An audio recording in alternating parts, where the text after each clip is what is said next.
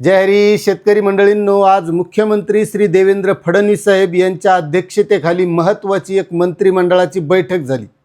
आता तसं पाहिलं तर मंत्रिमंडळाची बैठक म्हणल्यावर शेतकऱ्यांसाठी काही ना काहीतरी मिळतच असते आणि तसं या बैठकीमध्ये मिळालेलं आहे।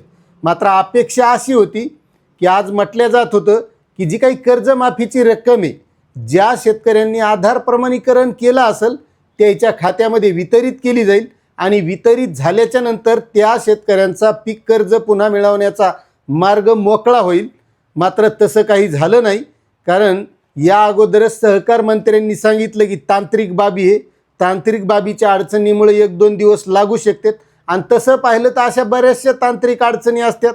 आपल्याला माहिती आहे, आपण आपलं आधार कार्ड प्रमाणीकरण करायला गेल्याच्या नंतर आपल्याला अडचणी आल्यात, म्हणजे ह्या शेतकऱ्याच्या बाबतीत का असतात हा प्रश्न मलाही सुद्धा पडतो। मात्र आता ज्या काही मंत्रिमंडळाच्या बैठकीमध्ये महत्त्वाचे असे 8 निर्णय घेण्यात आले आहेत, यामध्ये शेतकऱ्यांना सुद्धा दिलासा आहे आणि ते निर्णय कोणते आहेत हे आपल्याला बघायचे। त्यामुळे तुम्ही जर आपल्या चॅनलवर नवीन असताल तर चॅनलला सबस्क्राईब करा, व्हिडिओला लाईक करा आणि जास्तीत जास्त शेतकऱ्यांना शेअर करा। तर आता बघा, पहिला निर्णय असा आहे, पिंपरी चिंचवड जिल्हा पुणे येथे विशेष मोटार वाहन न्यायालय होणार आहे। त्यानंतर केज जिल्हा बीड येथे वरिष्ठ स्तर दिवाणी न्यायालय होणार।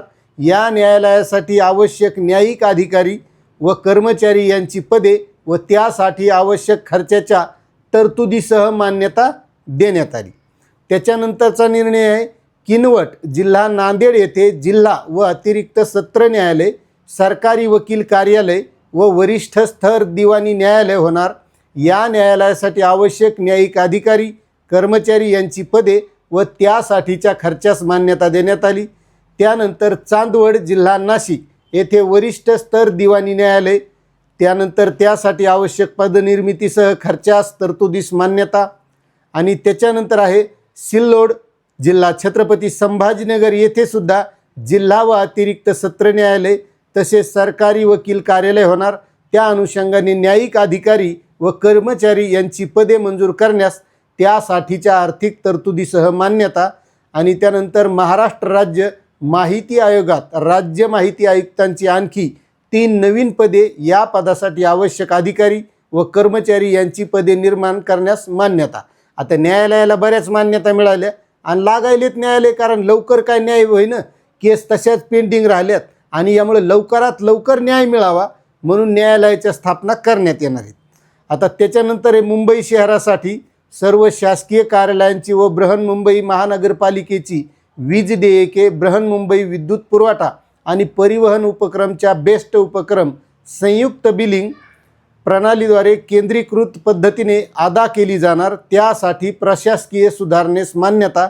आणि शेतकऱ्यांसाठी घेतलेला निर्णय असा आहे, गोपीनाथ मुंडे शेतकरी अपघात सुरक्षा सानुग्रह अनुदान योजनेस आणखी 3 वर्षासाठी मुदत वाढ देण्यात आलेली आहे। आणि आता या योजनेमध्ये भूमिहीन शेतमजूर व महिला शेतकऱ्यांचा समावेश होणार आहे, कारण आता महिला शेतकरी धोरण आलेलंच आहे आणि त्यामुळे महिला शेतकरी सक्षमीकरण कायद्यामुळे दिलासासुद्धा या महिलांना मिळणार आहे। असे हे महत्त्वाचे 8 निर्णय घेतलेले आहेत। आता यावर तुम्हाला काय वाटतंय नक्कीच कमेंट करा। चॅनलवर नवीन असाल तर सबस्क्राईब करा। धन्यवाद।